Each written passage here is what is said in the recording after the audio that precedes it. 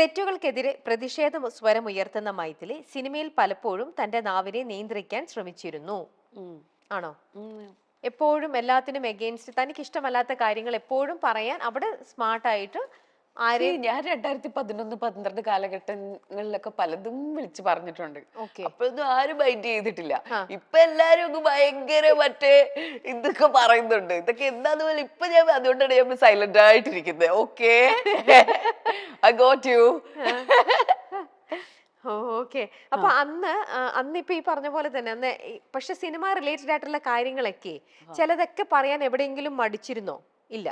Cinema related ആയിട്ടുള്ള കാര്യങ്ങള് അങ്ങനെ പറയാനൊന്നും മടിച്ചിട്ടൊന്നുമില്ല. പക്ഷെ ഞാൻ പറയേണ്ട സമയത്ത് പറഞ്ഞിട്ടുണ്ട്. പക്ഷെ അന്ന് ആരും അത് വില കൊടുക്കുക അതിന് ഈ ആരും ശ്രദ്ധിക്കുക പോലും ചെയ്തിട്ടില്ല. അത് എന്തുകൊണ്ടായിരിക്കും മൈഥിലി ചിന്തിച്ചിട്ടുണ്ടോ? എനിക്കറിയില്ല. ആണോ? ഒരിക്കൽ പോലും. കാരണം മൈഥിലി ഇതുപോലെ ഓപ്പൺ അപ്പ് ആയിട്ട് സംസാരിക്കുന്ന ഒരാളായിട്ട് ഞാൻ അങ്ങനെ ആയിരുന്നു. അതാ പക്ഷെ പറഞ്ഞെ. എന്റെ ശബ്ദം അടച്ചില്ലേ, അതെ, അടപ്പിച്ചില്ലേ? അടപ്പിച്ചു. അതും അടപ്പിച്ചത് ഈ മാധ്യമങ്ങളാണ്. അതെ അല്ലേ? അതെ.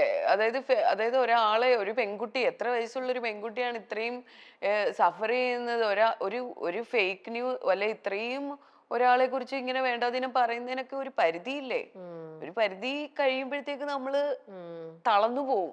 മനസ്സിലായോ? അപ്പൊ ആ തളർച്ചയെന്ന് നമ്മൾ വീണ്ടും ഉയർത്തെഴുന്നേൽക്കും. മരിക്കില്ല.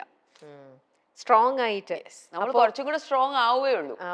അപ്പൊ ഇതേപോലെ ഫേക്ക് ന്യൂസ് ആയിട്ടോ ഇങ്ങനെയൊക്കെ മൈഥിലിനെ തളർത്താൻ നോക്കിയ ആൾക്കാരെ ഇന്നിപ്പോ അവർക്കൊരു ആൻസർ എന്നുള്ള രീതിയിൽ വളരെ ബോൾഡ് ആയിട്ട് കംപ്ലീറ്റ്ലി റിഫ്രഷ് ആയിട്ടാണ്. എനിക്ക് ഇപ്പൊ മൈഥിലിക്ക് എന്ന് പറയുന്ന മൈഥിലിക്ക് മാത്രമല്ല പറയുന്നത്, ഞാൻ പൊതുവെയുള്ള എല്ലാ പെൺകുട്ടികളോടുമാണ് പറയുന്നത്. എന്തൊരു ഇതിനെയും ഫേസ് ചെയ്ത് നിങ്ങള് അത്രയും, നിങ്ങൾക്ക് മാത്രമേ നിങ്ങളെ സ്ട്രോങ് ആക്കാൻ പറ്റത്തുള്ളൂ. അപ്പം നിങ്ങൾ എന്ത് കാര്യത്തിലും കാരണം കുറേ സ്ട്രഗിൾ ചെയ്യുന്ന പെൺകുട്ടികളുണ്ട്. ഇത് പുറത്ത് പറയാത്തതും പുറത്ത് ഇതാത്ത കുറേ കുട്ടികളുണ്ട്. ഇതൊക്കെ പുറത്ത് പറയണം. പറഞ്ഞാൽ മാത്രമേ നിങ്ങൾക്ക് നല്ലൊരു അല്ലെങ്കിൽ നിങ്ങൾ അതിനെ ഓവർകം ചെയ്യാനും ഇത് ചെയ്യാനും ഒക്കെ പറ്റത്തുള്ളൂ. ഇപ്പൊ എന്തൊക്കെ ന്യൂസസും ഇതൊക്കെയാണ് നമ്മൾ കാണുന്നത്. ഇപ്പൊ എത്രയോ പെൺകുട്ടികൾ ആത്മഹത്യ ചെയ്യുന്നു. എന്തൊക്കെയാ ഈ മീഡിയാസ് തന്നെയല്ലേ ഇതെല്ലാം ചെയ്യുന്നത്? ഈ സോഷ്യൽ മീഡിയ അല്ലേ എല്ലാവരുടെയും. ഇപ്പൊ നമ്മൾ പറയുന്നത് സിനിമ മേഖല മാത്രമാണ് ഇങ്ങനെ. എല്ലാ മേഖലകളിലും പ്രശ്നങ്ങളല്ലേ? ആരെങ്കിലും തുറന്നു പറയുന്നുണ്ടോ? എല്ലാരും പുറത്തോട്ട് വരട്ടെ. അതെ, എല്ലാ മേഖലകളിലും ഉള്ളവര് പറയണം. അതായത് സിനിമ മേഖല എന്ന് പറയുമ്പോ ഓക്കെ, സിനിമ കുറച്ചും കൂടെ ഒരു കളർഫുൾ ഒരു സാധനമാണ്, ഗ്ലാമർ ലോകമാണ്. അപ്പൊ സിനിമയിൽ മാത്രമാണോ?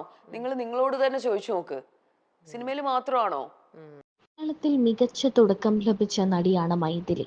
പാലേരി മാണിക്യം ഒരു പാതിരാ കൊലപാതകത്തിന്റെ കഥ എന്ന സിനിമയിലൂടെയാണ് മൈഥിലി സിനിമാ അഭിനയ രംഗത്ത് തുടക്കം കുറിക്കുന്നത്. ഏറെ ശ്രദ്ധ നേടിയ ചിത്രത്തിൽ ടൈറ്റിൽ കഥാപാത്രത്തെയാണ് മൈഥിലി അവതരിപ്പിച്ചത്. പിന്നീട് മലയാളത്തിലെ മുൻനിര നായിക നടിയായി മൈഥിലി മാറുകയായിരുന്നു. എന്നാൽ ഒരു ഘട്ടത്തിൽ നടിയെ ലൈംലൈറ്റിൽ കാണാതെയായി. ഇന്ന് കുടുംബജീവിതത്തിലേക്ക് ശ്രദ്ധ നൽകുകയാണ് നടി. അമ്മയായ താരം ശക്തമായ കഥാപാത്രങ്ങളുമായി വീണ്ടും സിനിമാ രംഗത്തെത്തുമെന്നാണ് ആരാധകരുടെ പ്രതീക്ഷ. ഇപ്പോഴിതാ തനിക്ക് നേരെ ഒരു കാലത്ത് വന്ന വ്യാജ വാർത്തകളെക്കുറിച്ചും ഹേമ കമ്മിറ്റി റിപ്പോർട്ടിനെക്കുറിച്ചും മൈഥിലി തുറന്നു പറയുകയാണ്. ഗോസിപ്പുകൾക്ക് തളർത്താൻ പറ്റാത്ത നടി എന്ന ലേബൽ എപ്പോഴെങ്കിലും ആസ്വദിച്ചിട്ടുണ്ടോ?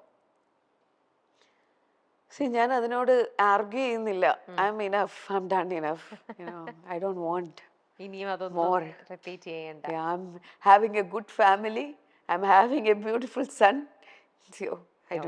It's enough for me. Okay. വിവാഹ വാർത്തകൾ വളച്ചൊടിച്ചവരോട് ഇന്നും ദേഷ്യം മനസ്സിൽ കാത്തു സൂക്ഷിക്കുന്നു. വിവാഹ വാർത്ത മനസ്സിലൊന്നും ഇല്ല എൻ്റെ. പക്ഷെ എന്നാലും എനിക്ക് അതൊക്കെ ഓരോ ട്രോമാസ് ആണ്. എൻ്റെ ഓരോ കാര്യങ്ങളും നമ്മള് ഇത് ചെയ്യാൻ തുടങ്ങുന്നു, അല്ലെ നമ്മൾ എന്തെങ്കിലും എന്താ പറയാ, ഇപ്പൊ നമ്മളൊരു കേസ് കൊടുക്കുന്നു, നമ്മൾ അതിനെതിരെ ഇത് ചെയ്തുകൊണ്ടിരിക്കുമ്പോ ഇതേ മാധ്യമങ്ങൾ ഇതേ കാര്യങ്ങൾ വെച്ച് തന്നെ അതായത് നമ്മുടെ ജീവിതത്തിനെയും കൂടെ കയറി ഇടപെടുക എന്ന് പറയുന്നത് ഇറ്റ്സ് വെരി ബാഡ്. അപ്പോഴും അവര് നമ്മളുടെ പേഴ്സണൽ ലൈഫിനെ കുറിച്ച് ചിന്തിക്കുന്നില്ല. നമ്മള് കല്യാണം പോലും വിട്ട് കാശാക്കുന്ന ആൾക്കാരാണ് ഇവിടെ ഉള്ളത്. എങ്ങനെങ്കിലും എന്തെങ്കിലും പറഞ്ഞ് അത് നെഗറ്റിവിറ്റി സ്പ്രെഡ് ചെയ്ത് അതിലൂടെ പൈസ ഉണ്ടാക്കുക എന്നുള്ള ഒരു എയിമാണ്. നിങ്ങക്ക് നല്ലത് നന്നായി ജീവിച്ചൂടെ? അതെ അല്ലേ? എന്തിനല്ലേ നല്ലത് എഴുതി നന്നായി ജീവിച്ചൂടെ? സത്യം. എന്തിനാ ഈ വളച്ചൊടിച്ച വാർത്തകളുമായിട്ട് ഒരുപാട് ആൾക്കാര് അല്ലേ? അതെ. എന്തിന്റെ ഇതാണ് വെറുതെ ഓരോന്നും ഫേക്ക് ന്യൂസും ആക്കിക്കൊണ്ട്. നേരെ ഇനി ആരെ കുറിച്ച് എന്ത് എഴുതിയാലും നേരെ കംപ്ലൈന്റ് ചെയ്യുക, നേരെ പോയാൽ മതി. ഇനി പരിപാടി അതേ ഉള്ളൂ. അല്ലാണ്ട് ബാക്കി ഒരു പരിപാടിക്ക് നിൽക്കരുത്. ഡയറക്റ്റ് കംപ്ലൈന്റ് ചെയ്യുക, പരിപാടി ഇത് ചെയ്യുക. അല്ലാണ്ട് ഇതും പറഞ്ഞ് നമ്മൾ ഇതും സ്ട്രഗിൾ, നമ്മൾ വിചാരിക്കും ഓക്കെ കുറച്ച് ഇനി ഇവര് നിർത്തുമായിരിക്കും, ഇവര് നിർത്തൂല. ഇവര് ഒരാളെ ഒരു ഇരയെ കിട്ടിയ പോലെയാണ് അവർക്ക്. അവരങ്ങോട്ട് മെഴുകുകയാണ് അതിനകത്തിട്ട്. അവരിങ്ങനെയൊക്കെ ചെയ്യുമ്പോ അവര് വിചാരിക്കുന്നില്ല എത്രത്തോളം മറ്റേ പേഴ്സണലിനെ വേദനിപ്പിക്കുന്നുണ്ട്.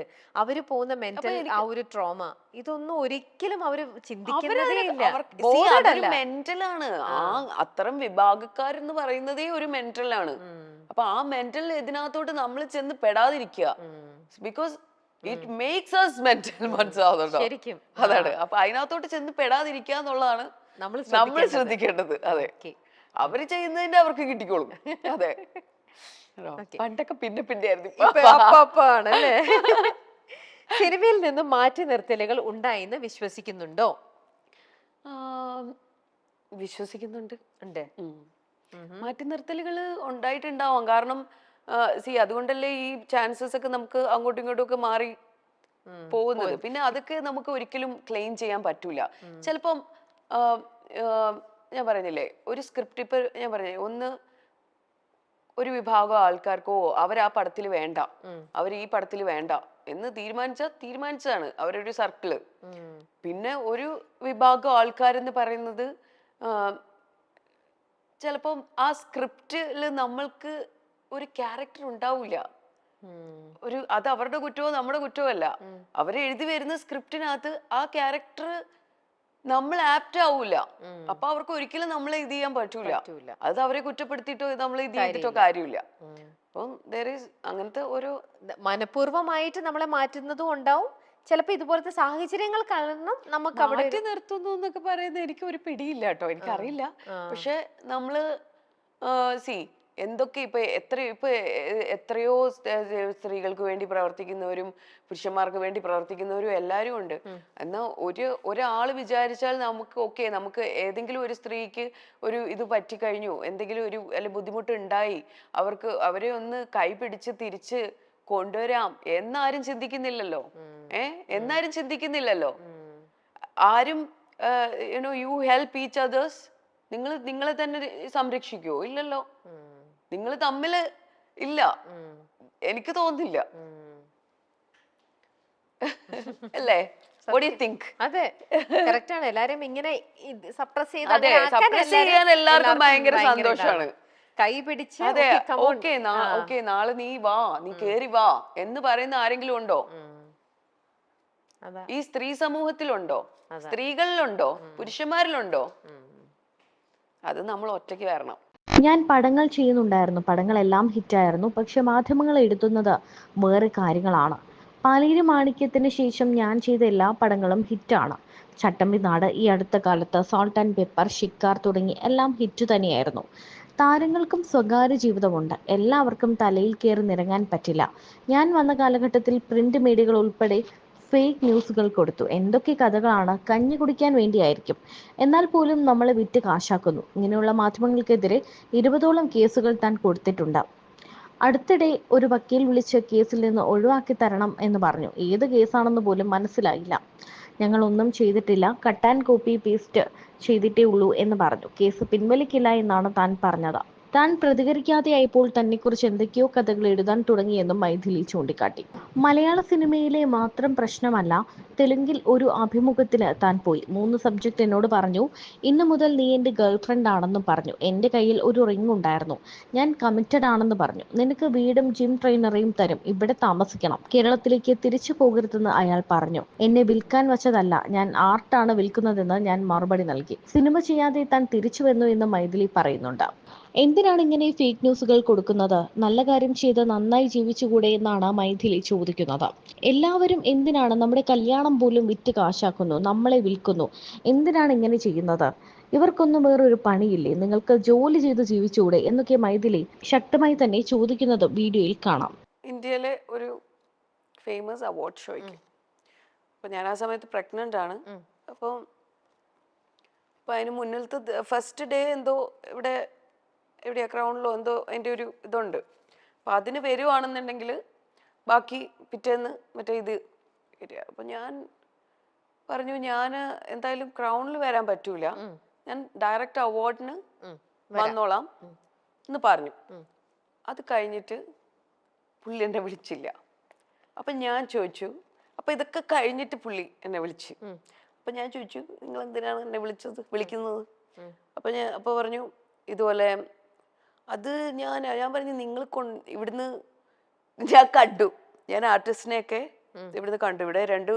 അപ്പോൾ എൻ്റെ അടുത്ത് പുള്ളി പറഞ്ഞ ഒരു ഡയലോഗുണ്ട്. പുള്ളി പറഞ്ഞത് സോഷ്യൽ മീഡിയയിൽ ഇത്ര ഫോളോവേഴ്സ് ഉള്ളവരെയാണ് അവിടുന്ന് അവാർഡ്സിന് വിളിക്കുന്നതെന്ന്. അപ്പൊ ഞാൻ ചോദിച്ചു അതെയോ, ഓക്കെ. ഞാൻ പറഞ്ഞു നാണോ ഇല്ലല്ലോ തനിക്ക്, ഇത് പറയാനുള്ള നാണം ഉണ്ടോ? ഒന്ന് ആലോചിച്ച് നോക്ക്. സോഷ്യൽ മീഡിയയിൽ ഞാൻ ഇവിടെ 1 or 2 മൂവി ചെയ്തിട്ടുള്ള കുട്ടികളാണ് ഇതിൽ പോയിട്ട് ഇതിലപ്പോൾ എത്രയോ കാലിബറുള്ള എത്രയോ ടാലൻറ്റഡ് ആയിട്ടുള്ള ആർട്ടിസ്റ്റുകളുണ്ട്. അപ്പം ആ സോഷ്യൽ മീഡിയയിൽ എത്ര ഫോളോവേഴ്സ് അനുസരിച്ചിട്ടാണ് ഇവിടെ ചാൻസസ് എന്നിപ്പോൾ. അതായത് അതനുസരിച്ചിട്ടാണ് ഓരോരുത്തർക്ക് ചാൻസസ് വരുന്നതെന്ന്. ഹിന്ദിയിലും തമിഴിലും മലയാളത്തിലും എത്ര ഫോളോവേഴ്സ് ഉണ്ടോ അതിനനുസരിച്ചിട്ടാണ് ചാൻസസ് വരുന്നതെന്ന്. ഞാൻ എന്ത് മണ്ടത്തരമാണ് ഇയാൾ ഈ പറയുന്നത്? അല്ലേ, നിങ്ങൾക്ക് തോന്നുന്നില്ലേ? നിങ്ങൾക്ക് കേട്ടിട്ട് എന്താ തോന്നുന്നത്? ഇതെനിക്ക് ഞാൻ അനുഭവിച്ചൊരു കാര്യമാണ്. ഒരു അവാർഡ് നൈറ്റിന് എന്താ ഇത് ചെയ്താത്തതെന്ന് ചോദിച്ചതിനുള്ള മറുപടിയാണ്. നിങ്ങൾ പിന്നെന്താ എന്നെ വിളിക്കാഞ്ഞത്? നിങ്ങൾ വിളിച്ചില്ലല്ലോ, നിങ്ങൾ ഇതിന് വിളിച്ചിട്ട് ഇത് ചെയ്യാന്നല്ലേ പറഞ്ഞത് എന്ന് ചോദിച്ചപ്പോൾ പറഞ്ഞു അത് മറ്റേ ഇതാ കാര്യമെന്ന്. മേലെ എന്നെ വിളിച്ചു പോയേക്കരുത് പറഞ്ഞു ഒരു കാര്യത്തിനും.